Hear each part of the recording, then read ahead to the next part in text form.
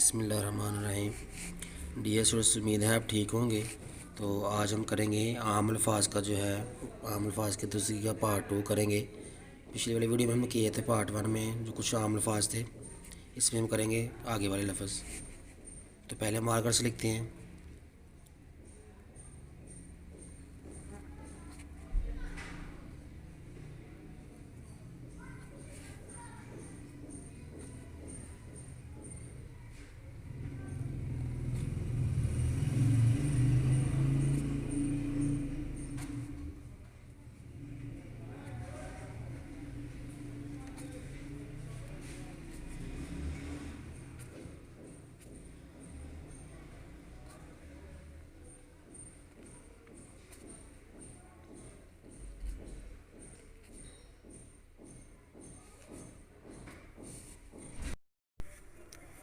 ठीक है स्टूडेंट, तो आज हम करेंगे कुछ और आम अल्फाज। जैसे कि हम लिखते हैं तो हमारी राइटिंग में उर्दू में बहुत ज़्यादा इस्तेमाल होते हैं।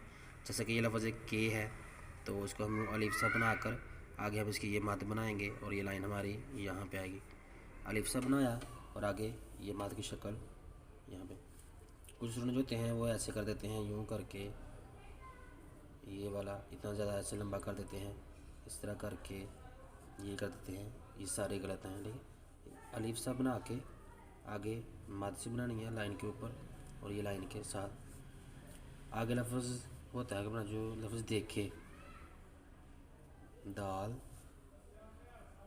ये काफ और आगे वो पत्ता बनाकर आगे साथ बढ़िया जोड़ ले लाइन के ऊपर, यहाँ दो नुक्ते और देखें।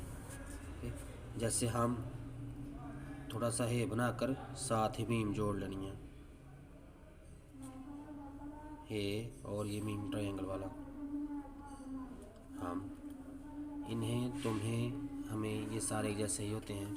जैसे कहीं, कहीं लफ्ज़ क्या होता है, काफ का नीचे लाकर सीधा हे बनाकर आगे दो एंगल और थोड़ा सा नीचे और ये लाइन हमारी यहाँ पे और ये हमारा लफ्ज़ बन जाएगा।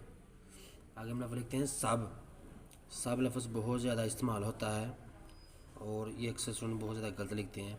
सब लिखने का क्या कंसेप्ट है, तीन एंगल बनाकर आगे छोड़कर फिर आगे हम बे का बनाएंगे ऐसे।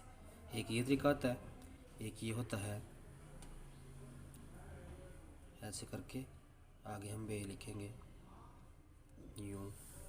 अगर आप ऐसे लिखेंगे तो ये लफ्ज़ गलत होता है, ये क्योंकि इसके एंगल जो हैं वो कम होते हैं इसमें, लिहाजा ये जो लफ्ज़ है ये गलत है। ये वाला सब जो है गलत है।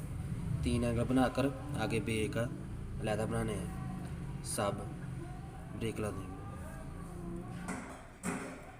तो आगे एक लफ्ज़ से को यूँ करके आप लाइन के ऊपर वैसे, ठीक है, ये लाइन और हमारी ये और वाव को हमारा हो गया। ठीक है, आगे का लफ्ज़ है एक, अलिफ काफ का अलिफ सा बना के फिर आगे हम बनाएंगे बे। एक अक्सर बच्चे ऐसे लिख लेते हैं, ये गलत होता है, यूँ करके ऐसे कर देते हैं।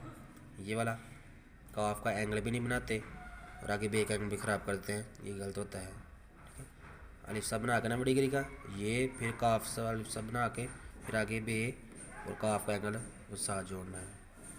और आगे एक लफ्ज़ होता है हमें, हे, आगे मीम और आगे दो एंगल हमें। आगे एक लफ्ज़ होता है में, खाली में जो होता है ये बहुत ज़्यादा इस्तेमाल में आता है। इसकी याद रखें कि मीम की गोलाई हमेशा ऊपर को करके ऐसे आगे दो एंगल थोड़ा सा नीचे लाइन से ले आए, ये चीज़ मीम ऐसे आगे दो एंगल में। याद रहे कि स्टूडेंट्स आपने ऐसे नहीं करना, नीचे को नहीं करना, ये गलत होता है। मीम की गोलाई नीचे को नहीं लिखनी, ये गलत हो जाती है। इसकी गोलाई हमेशा हमारी पेन घूम के हमारा जब ऐसे ऊपर को जाता है ना, ये ऐसे, ये हमारी ऊपर की गोलाई होती है। जब हमारा पेन घूम के नीचे को आता है तो ये नीचे वाली होती है। आगे जाकर इसके स्पेशल लेक्चर में भी आपको बताएंगे कि कौन से लफ्ज़ हैं जिनमें मीम की गोलाई नीचे को आती है और कौन से हैं वो जिनमें मीम की गोलाई ऊपर को होती है। तो मीम का कंसेप्ट यही है। तो ठीक है सुन, इसमें वीडियो में हम आम अल्फाज हमारे कंप्लीट हो गए हैं। तो अगली वीडियो में हम करेंगे लेसन नंबर 1 उसके जो हैंड राइटिंग के जो लेसन भाग हैं वो शुरू करेंगे। तो आम अल्फाज की प्रैक्टिस करें ज़्यादा से ज़्यादा। अली बे और आम अल्फाज को मद्देनज़र रख के पैराग्राफ लिखें तो हैंड राइटिंग बेहतर हो जाएगी। तो जो उर्दू के लेसन आएंगे इसके बाद जो है हम कोशिश करेंगे पहले वो कंसेप्ट किए जाएँ।